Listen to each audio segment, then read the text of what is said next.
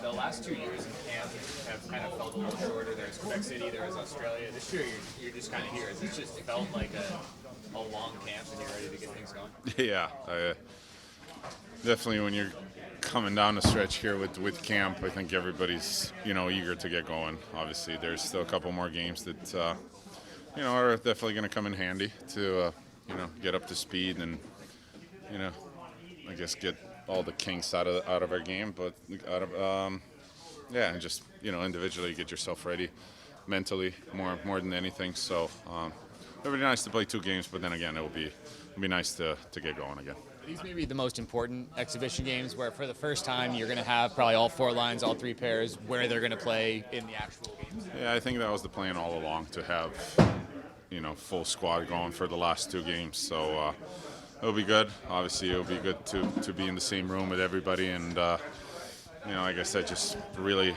get mentally prepared for Tuesday. How annoying is it that next year is the first year that they're only playing 4 preseason games? I don't care. I do not care. How nice is it to kind of have a full preseason with Kuzi? Like, he kind of comes in last year and gels with you guys, but to have these games and these practices to just get to know each other a little bit more. Yeah, I mean, we've played, close to 30 games last year, too, so it's a good chunk of games, too. You don't really necessarily have to get the chemistry going. You just got to kind of remind everything and, refresher course, I guess, if you want to call it that way. And, we just want to make sure that we have 2 strong games and then be ready to go on Tuesday. Looks like you talked about Kempe, Kuzmenko, and yourself a 5-on-5 line, but also the special teams look like they're coming back. Is the chemistry there as well? Yeah, I mean, for sure. The unit is the exact same that we finished off last year, and I guess in the playoffs our percentage was pretty good, but that was last year. This is this year, so we gotta work on it a little bit more. Just really find timing with it, and we'll use these next 2 games for that. There's some discussion from Hiller about you and Kempe maybe killing penalties a little bit less. Is that something that you've talked to him about, or how do you feel about that? I feel okay with that. I mean, if there's ice time that you give up, it's definitely penalty killing. There's something that if you're not killing penalties, then you're most likely the line next up right after the penalty kill. So, maybe get more 5-on-5 out of it, which I'm not opposed to. The Amazon Face-Off show you took part in last year comes out on Friday. Just as you look back, how did that opportunity kind of come about, and what was the experience like as you did it? It was pretty good. Obviously, I think the crew did a good job. They were very respectful of the privacy. If something was, maybe a little bit, too personal, and they would check and ask and everything. So we had a good experience. The kids had fun being in front of the kids. Have fun being in front of the cameras for a little bit, but don't think I want to do it like every day, like some people do. But it was a fun experience. How conscious were you of the cameras? Did it feel like they were there the whole time, or did it sometimes feel like they're here, but you don't really notice them as they're You get used to it. I mean, at first you definitely know they're there, and then as the time passes, I guess it's more of a normal, really. Yeah, you don't notice them that much, and you just kind of do your own thing. Forget you're wearing a microphone too. But yeah, I mean, it's like I said, the crew did a great job, so they make you feel comfortable doing that first and foremost, and that's a pretty big deal when you're, I guess, filming somebody pretty much 24/7. You had a small role on Drive to Survive as well. Was anything different or similar about the 2 experiences? Oh, that was a little bit more scripted than than the Amazon, but I guess it was a good warm-up. Pretty extensive IMDb going now. You got two shows under your name. What's next? Who knows? The last couple of years, there was Australia, there's Quebec City. It kind of made camp feel like, I don't know if shorter, but definitely less time here. Does this camp just felt really, really long, and you're just kind of ready to get into it next week? Yeah, I mean, it's been a good camp, I think. I think it's nice to be at home for the most part, and we've had some games on the road, little trips, but nothing compared to, as you said, the Australia and Quebec. Like, those were kind of crammed in there. You're always on the road. Weren't home much to start the season, so it's a different feel, and it feels good to be at home, sleeping in your own bed, good cooking, just hanging with the guys around town here. So it feels a lot different. It feels nice. You look at these next couple games, seems like the plan is to play the full lineup as you guys would slot in the regular season. How important is that to kind of get up to speed with everybody, like playing the role that you're going to play in the real games? Yeah, I think it's good just, kind of get a feel for it before, the real thing starts. And, a lot of guys kind of playing, multiple different games. We haven't played with some lines in the lineup. So just getting those guys back in the locker room, back on the ice together, it's nice. And, having, hopefully 2 games here all together before we get into it will be good. Can you tell if chemistry is back from training camp, or do you have to get into game action to really know? We've been everybody's been with the same guys throughout the whole training camp, and even when we came back in the summer, it was kind of with each other. So I think everybody has a pretty good feel for each other, and excited to get back going. And all the practice has been, we've had some long practice here, good, a lot of up and down the ice, and we've been getting a good feel. As much as you can, I know it's been discussed, that if there's anything with the 3 guys, it's like shooting more, like choosing who shoots. How does that go, like in a game? Do you just sit down on the bench, say, okay, I was here, that type of stuff? Yeah, I feel like just my line, like we always look for the extra pass for sure. I feel like towards the end of the year, we're more so mindset of just shooting. You shoot the puck, you might not score, but you get it back, and you kind of break teams down that way too. So we got to look at no shots, bad shots. So more of a mindset of that, and more shoot first. We all know we want to pass to each other, so we just got to be a little more selfish at times. Over the back half of the last season, there were nights where your line was the top line, minutes-wise, points-wise. This season, obviously, Anze Kopitar's last. Has there been any internal, formal discussion about you guys stepping up, sorry for the phrase, and taking more minutes and more offensive? I wouldn't say there's any talk about that, but I feel like everybody in here is obviously trying to do the best for the team and always step up. So I think we got 4 solid lines that can be the line on any given night. So I think it's going to be a competitive battle through all of us, and each night's going to be a different line. So I think as a team, that's our strong suit depth, and we're all excited for that. Structurally, do you see anything different in the approach, the way you guys have come to camp this year from the way you closed out last year? Yeah, I think we're going to get back to how we kind of started the season last year, a little more aggressive and attacking teams more. We want the puck, not sit back. So I think that's going to be more of the style off the start, and obviously make changes during the season. But that's how we're going to start. Q, the Amazon Face-Off show that you took part in last year comes out on Friday. How did that opportunity kind of come about for you, and what was the experience like of having that level of access into your life?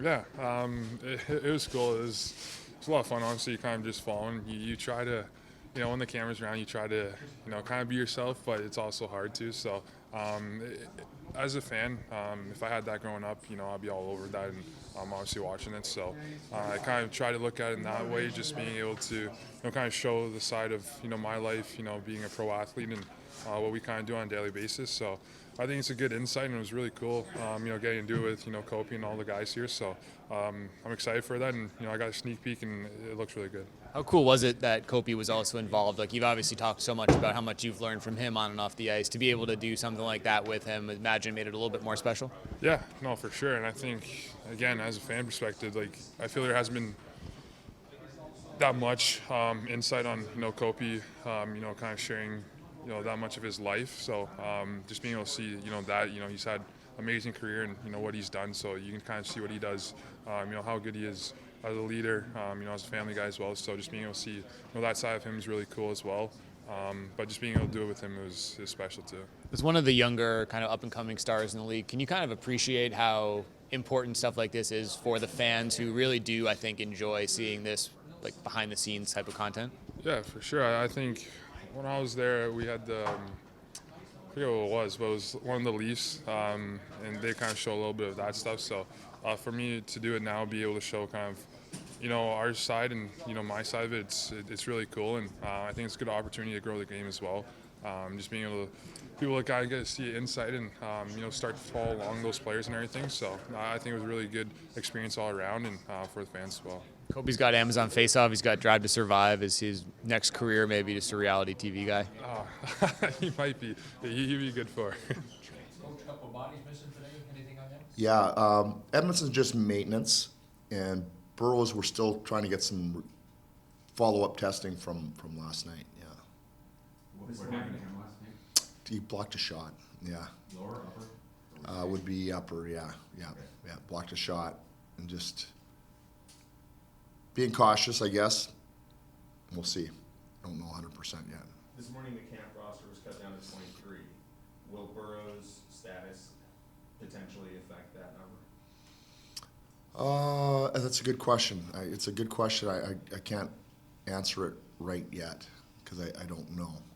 I don't know. We haven't talked about that. Yeah, we thought that he would be okay or assumed he would probably be okay, so we just didn't get into it that deeply. So I'm assuming he's going to be all right, and then we won't have to address that. Yeah. With 5-6 days left, technically in camp, but your roster down to the 23 limit, is what we saw out there this morning what you're anticipating starting the season with, or is there still an opportunity for guys to make an argument for themselves? Yeah.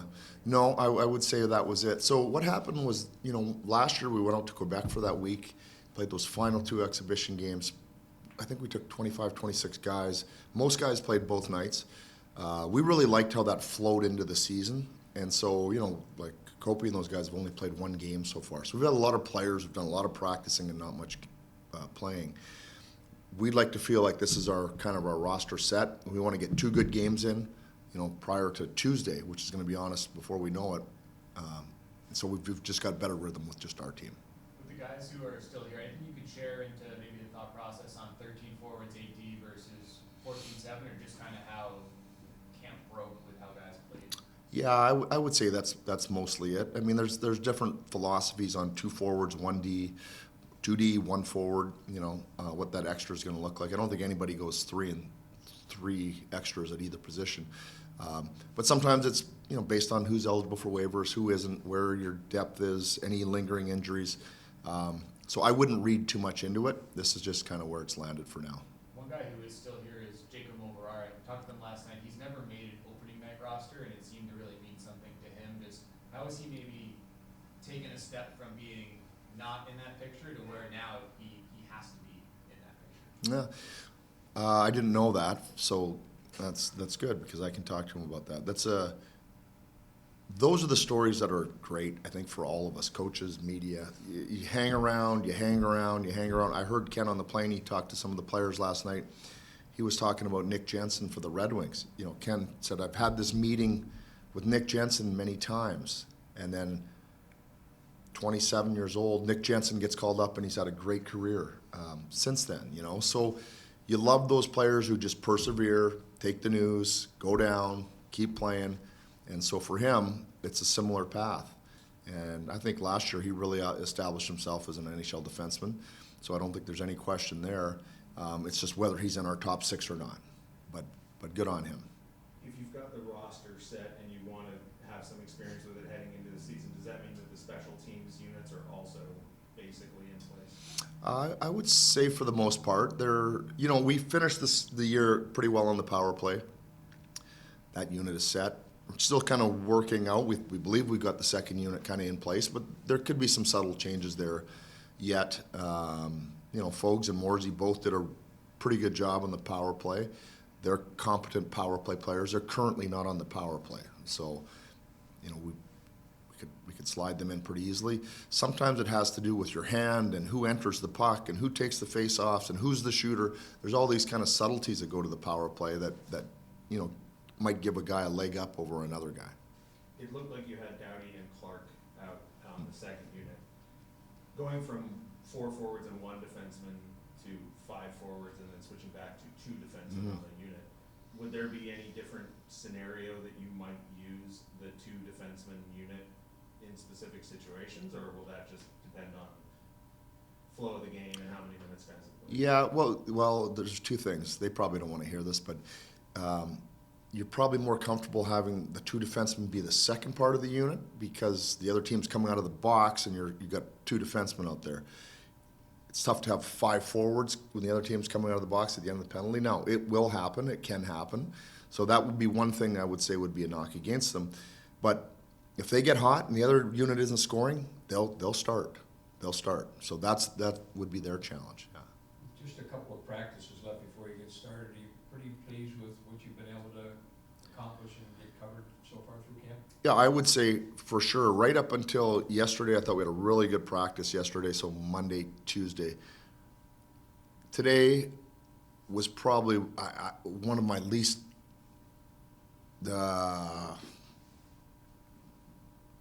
favorable practices. I think it's just time for us to start playing. Or for those group of players who've only played one game, I think it's time to start playing. That's kind of the sense I got. They're just kind of like, okay, let's get playing.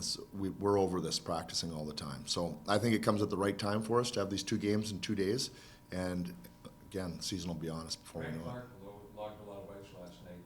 We didn't see exactly how much it turned out to be. Probably a good thing.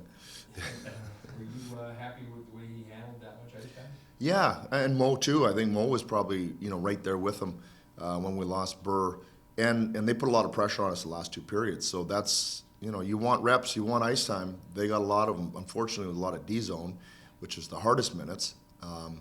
But yeah, I mean that's the part of exhibition games is Mo was probably 25 minutes. I'm just guessing. I don't know the last time he's played 25, and definitely not in the NHL.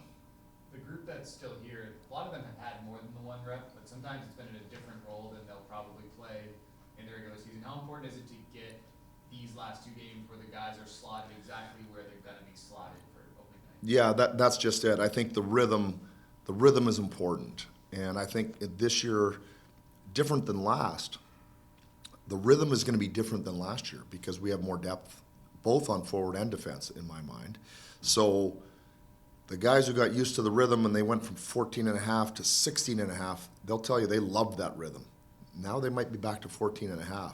So that's going to be an adjustment for some players, and they just have to get back into that mode. And when you're playing lots, you're every player will tell you, I'm in it. I feel good. I can't wait to get out there. I'm in the rhythm. And when I don't play as much, I get out of the rhythm, and it's hard for me. Can I play more? That's a lot of the conversation. And you just can't. When you have a lot of depth, you can't. So now you just got to be able to get your mind focused and disciplined to wait your turn and make sure you're ready when your turn is called. There was a lot of conversation earlier in camp about the handful of guys fighting for the open forward spots. It looks like Jeff Malott emerges as the winner. He had a 12 or 13 game stretch at the end of last season, but he's also played incredibly well in the preseason. Yeah. What did he do right to secure that spot? Well, a couple things. We talked early in the summer, and he's a big, strong guy, super fit, and I thought he could use more muscle, and he's very lean. So I kind of gave him what I thought, in my mind, kind of a target weight that might benefit him more. So the first thing he does is he shows up exactly on where I said I hoped his weight would be, like on the number, So he took that to heart.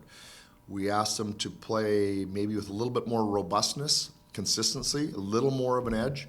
I think the muscle, the size that he's put on hasn't slowed down his skating and maybe allowed him, maybe it's given him more confidence. He maybe has more impact on his physicality, wins more puck battles because of it. So he's done exactly what we've asked him to do. And then on top of it, anybody watching can go, and this Malott's looked pretty good. He scores every night. He's getting an assist every night. He's all over the score sheet offensively. So he did what we asked him to do without the puck physically. Now he's adding getting on the score sheet. It's pretty hard to keep a guy like that off the team. You'd say anybody could have picked that one out of the hat. This guy has showed up and really taken a step. I think he's the one guy. And it was a tight fight for all those guys. He's clearly made it pretty easy for everybody. And oftentimes that's what happens. One guy just is able to separate himself. You hope it's not like this, because maybe one, make a wrong decision, and 2, somebody hasn't taken that opportunity. Well, he clearly took it and ran with it. One guy who was kind of in that mix, but a different situation, was Liam Greentree, and obviously the AHL is maybe unfortunately not an option for him. But what strides did you see from him, from the player you had last year to this, and maybe what parting message did you guys send with him of things you might want to see coming into next year? Well, I think he's physically much stronger, and I think a lot of times what comes with that is the second time around, a little bit more confident. You know the surroundings, you know what NHL players playing against them and with them feel like. First time, it's all pretty new. So I think he was a lot more comfortable, just generally. So I think he was able to maybe absorb a little bit more of the information rather than just kind of happy to be here and having all these firsts. We saw his offensive ability. I mean, he probably could have had 2 or 3 goals that typically he would score because he's a shooter. We saw him make some really nice passes, really nice plays with the puck. So all those things are in place. It's just a matter of continuing the maturation process and understanding at the NHL level, if you make a mistake, the other guys are so good, just like you are in junior. Somebody makes a mistake when you're on the ice, bang, you can put it in the back of the net. Somebody makes a mistake in the NHL, and bang, they're coming at you. So I think, puck management is probably the one thing that we've left him with, just to make sure as an offensive player he's taking the risk when it's there.